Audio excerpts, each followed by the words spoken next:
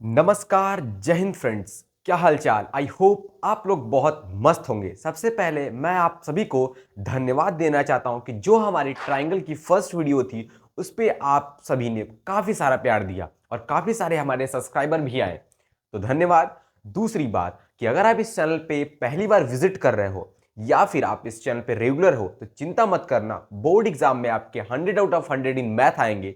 थोड़ा भी चिंता मत करना, क्योंकि अभी चल रही है हमारे इस चैनल पे सारे चैप्टर के सारे इंपॉर्टेंट कॉन्सेप्ट की सीरीज।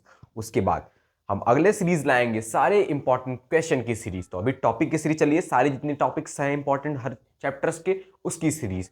तो जी हाँ, आज हमारा है ट्राइंगल पार्ट 2। उम्मीद करता हूँ कि फिर से एक बार ऐसे ही आप लोग प्यार दिखाइएगा, दबा के इसको शेयर कीजिएगा, जितने आपके दोस्त क्लास 10th क्लास में हो सभी को शेयर कर दीजिएगा। चलिए टाइम न वेस्ट करते हुए शुरुआत करते हैं। आज का जो वीडियो वो बहुत ही इंपॉर्टेंट भी होने वाला है।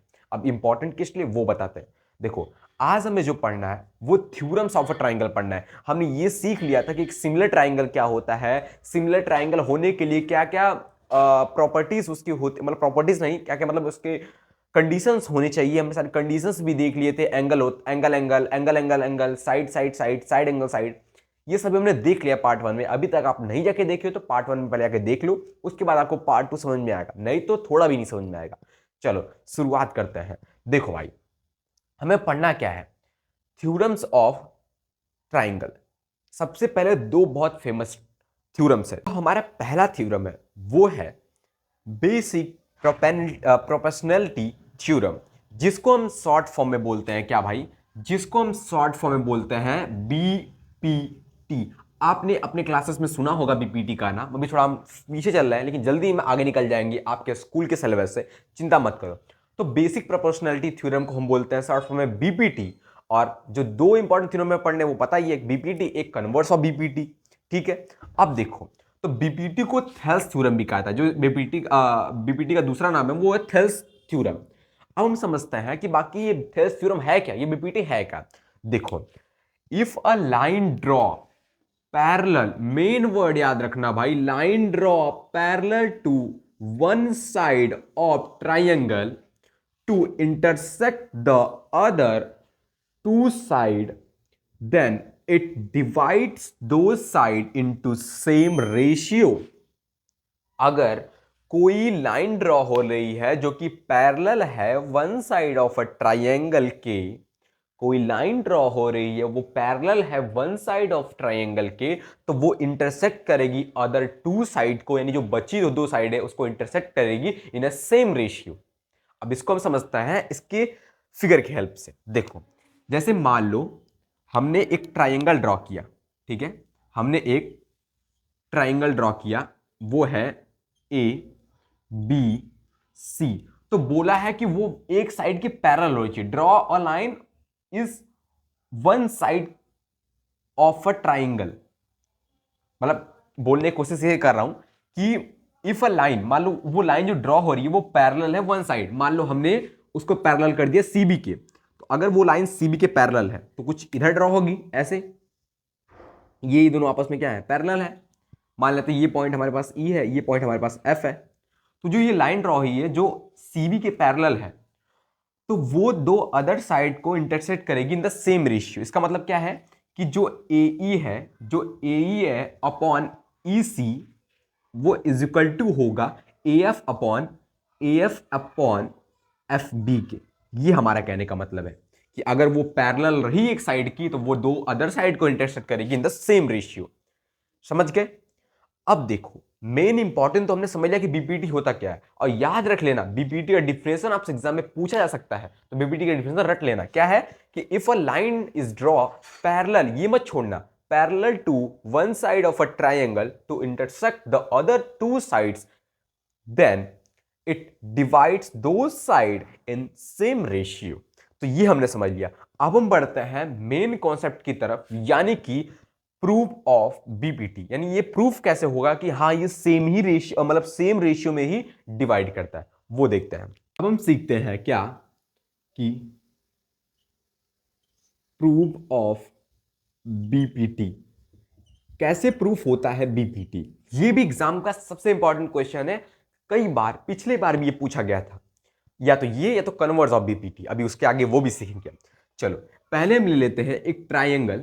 ये ट्राइंगल हमारे पास है क्या, ये ट्राइंगल है हमारे पास ए बी सी, और जो पैरेलल लाइन है वो है D F, A B C D F.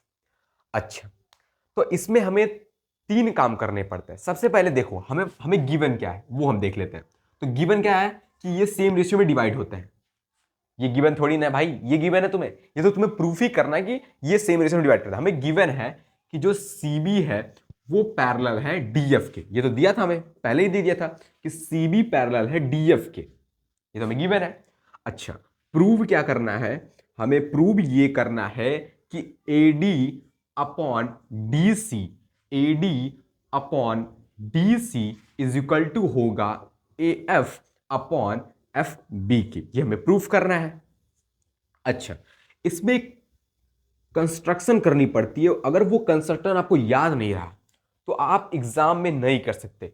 इसका मेन जो बीपीटी का प्रूफ है वो पूरा है कंस्ट्रक्शन पे। देखो हम क्या करेंगे कि हम डी पॉइंट से एएफ लाइन पे, डी पॉइंट से एएफ लाइन पे एक परपेंडिकुलर लाइन ड्रॉ करेंगे, वो इसके परपेंडिकुलर हो। पहला कंस्ट्रक्शन ये हो गया कि हमने डी, इसको मान लेते ई, तो हमने एक डीई लाइन ड्रॉ की जो कि परपेंडिकुलर है एएफ पे। Draw DE line who perpendicular on AF, ये अपने वर्ड में लिखना है, आप अपने वर्ड में लिख लीजिएगा। अच्छा, फिर दूसरा एक हम एफ से भी खींचेंगे लाइन जो कि परपेंडिकुलर होगी एडी के। तो मान लो ये डी ई एफ या जी कर लेते हैं भाई, ठीक है। तो पहले हमने किया कि एक डीई लाइन खींचा जो परपेंडिकुलर है एएफ के, फिर हमने एफ जी लाइन खींचा जो कि परपेंडिकुलर है डीए के। Same to same draw F G line who perpendicular on A D, ये हो गया। अब क्या करना है, ज्वाइन डी बी, हमें ज्वाइन कर देना है डीबी को। तो अगला क्या हो गया, join DB and join F C and join F C. इतना आपको कंट्राडिक्शन करना है, ये आप इमेज याद कर लो। अगर आपको थोड़ा इमेज याद रहेगा तो आप थोड़ा सोच के उसको हम कर सकते हो, ठीक है।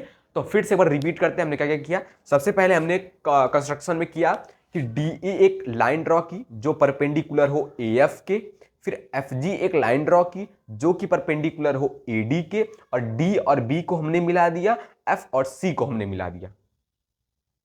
समझ गए, यहां तक सबको क्लियर है? नहीं समझा फिर से एक बार पीछे करके देख लो। अब देखो मेन काम स्टार्ट होता है। आपको पता होगा कि एक ट्राइंगल का एरिया क्या होता है, area of triangle equal to क्या होता है, हाफ बेस इंटू हाइट।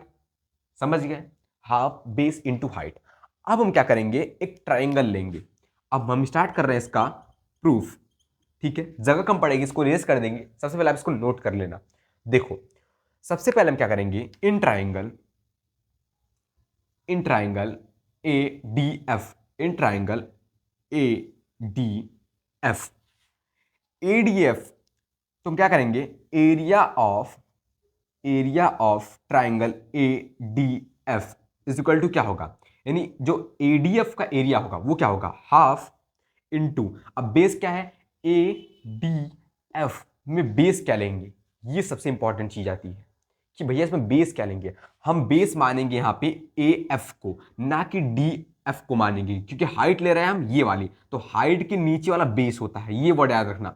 ये आप नहीं ले सकते बेस, क्यों, क्योंकि इस पे हाइट है ही नहीं, हाइट तो इस पे आ रही है हमारी। तो ए एफ क्या हो गया, इसका ए एफ हो गया हमारे पास बेस। तो ए F into half into base, height क्या होगा, हाइट क्या होता है, जो बेस के परपेंडिकुलर हो वो हाइट होती है। हमेशा लर्न करना, जो बेस के परपेंडिकुलर हो वो हाइट होती है। तो हाइट क्या हो जाएगी, डी ई, हाइट हमारे पास हो गई डी ई। समझ गए, इसको हम ले लेते हैं equation number first. Equation number first, अब हम कहेंगे in triangle B D F, in triangle B D F. अब इस ट्राइंगल में जाएंगे, सेम वही काम करेंगे, एरिया निकालेंगे इस ट्राइंगल का। तो इस ट्राइंगल का एरिया क्या हो जाएगा, हाफ इंटू बेस क्या होगा भाई, बेस हमारा होगा बी एफ।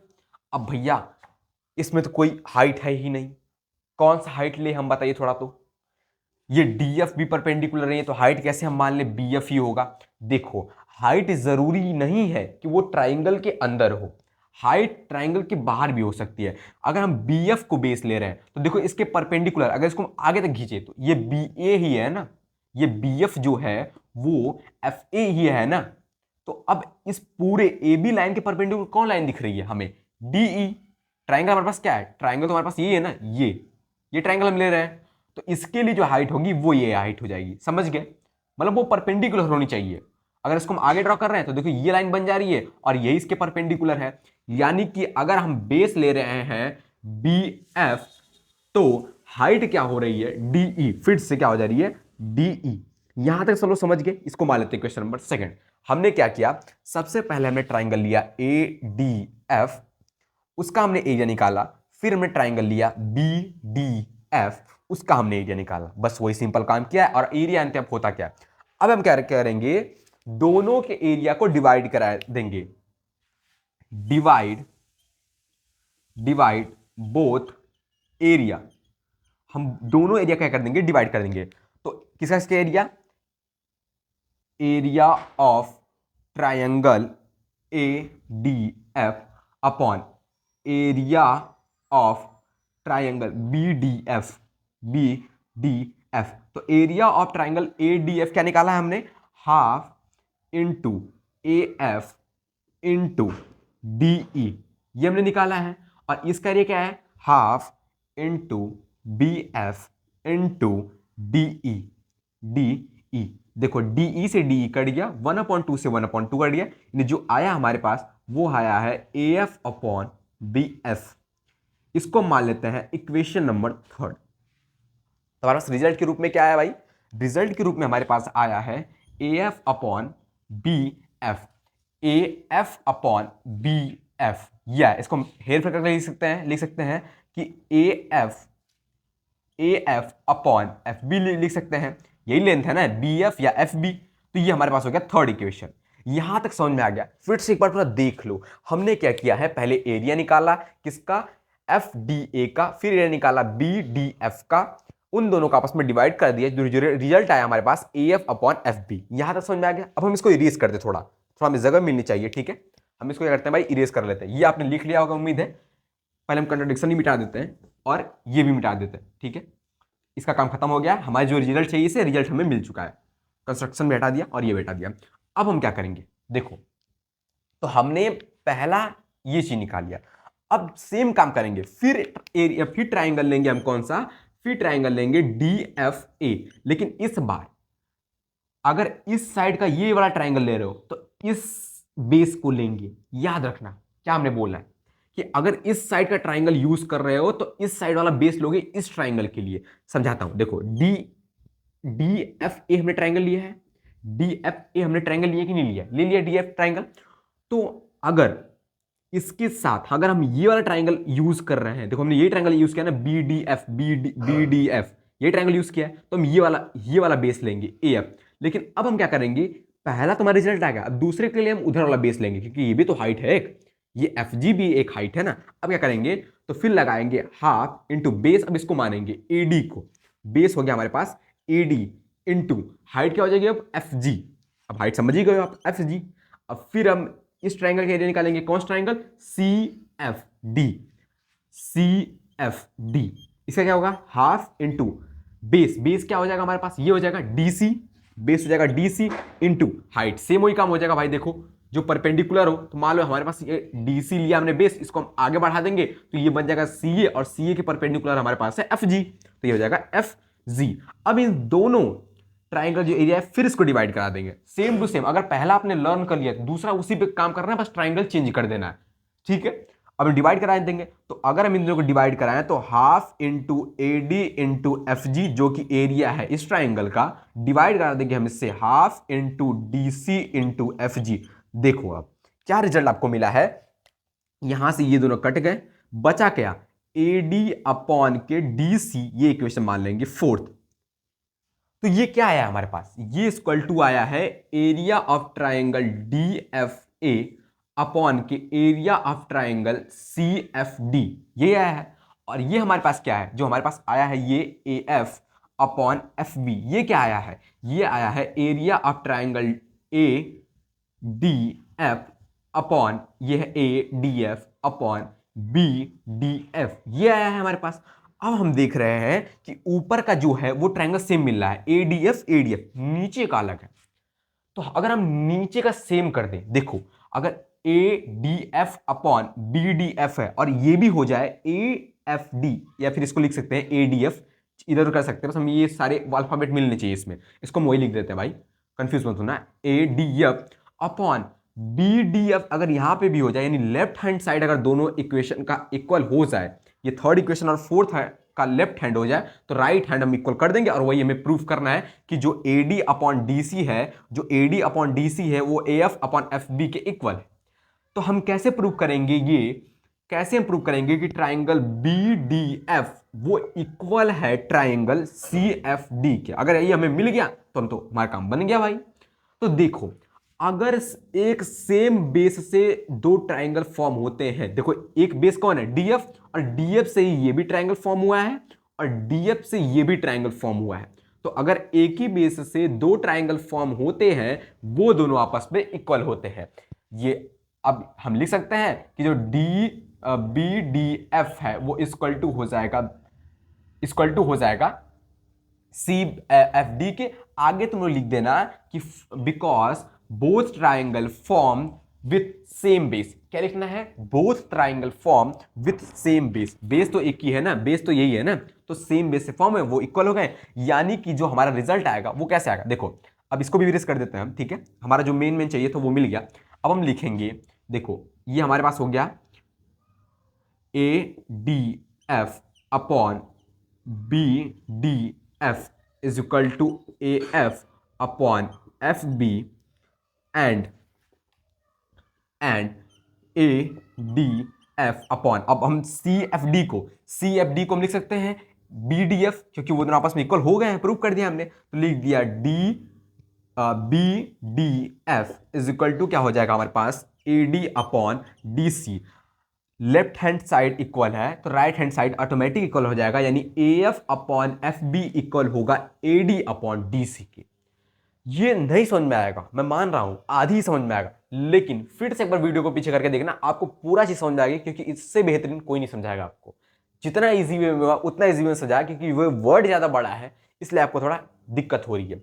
फिर से आप समझोगे आपको हो जाएगा, ठीक है। और हमारे पास स्मार्ट बोर्ड है नहीं कि हम इसको आगे बढ़ा के नेक्स्ट स्लाइड में बताते हैं आपको, तो समझना थोड़ा कठिन है, लेकिन आप समझ जाओगे, इतना इजी है भाई। बस एक दो बार लर्न करना और प्रैक्टिस जरूर करना है इस पे बीपीटी पे, क्योंकि एग्जाम में पूछा जाता है। अब हम बढ़ते हैं इस वीडियो के लास्ट कॉन्सेप्ट की तरफ, कन्वर्स ऑफ बीपीटी की तरफ, जो कि लास्ट थ्योरम है ट्राइंगल का। दो ही थ्योरम इंपॉर्टेंट है, बीपीटी, कन्वर्स ऑफ बीपीटी, ठीक है। चलो उसको हम देखते हैं। अगला जो है वो है कन्वर्स ऑफ बीपीटी का।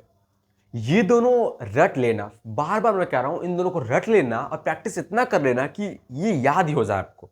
चलो अब हम समझते हैं कन्वर्स ऑफ बीपीटी, यानी बीपीटी का उल्टा। उसमें क्या था कि अगर एक लाइन ड्रॉ कर रहे हैं हम किसी साइड के पैरेलल, तो वो जो अदर दो साइड है उनको बाइसेक्ट करेगी सेम रेशियो में। अब इसका उल्टा क्या होगा, अगर कोई लाइन इंटरसेक्ट कर रही है दो साइड को सेम रेशियो में, वो पैरेलल होगी थर्ड साइड की। ये देखो लिखा गया है भाई कि if a line divide two side of a triangle in same ratio, then the line parallel to the third side। यानी कि सेम काम करना है, मान लो ये ट्राइंगल ABC है और ये हमने ड्रॉ किया DE, तो बोल रहा है कि अगर AD अपॉन DC हुआ, AD अपॉन DC हुआ, वो इक्वल हुआ, मतलब AE अपॉन EB के, वो इक्वल हुआ AE अपॉन EB के। अगर ये कंडीशन हुआ तो ऑटोमेटिक DE जो है वो पैरेलल हो जाएगा CB के। ये है कन्वर्स ऑफ BPT, मतलब उल्टा लिख देना है। मेन इसको में याद रखना है इसका प्रूविंग। प्रूविंग कैसे होगा, बहुत का छोटा प्रूविंग है, उतना बड़ा नहीं BPT की तरह। देखो देखते हैं, इसी जगह देख लेते हैं हम। देखो सबसे पहले देखो हम क्या करेंगे, पहले में गिवन क्या है, गिवन क्या है भाई कि AD upon DC is equal to AE upon EB, ये हमें गिवन है।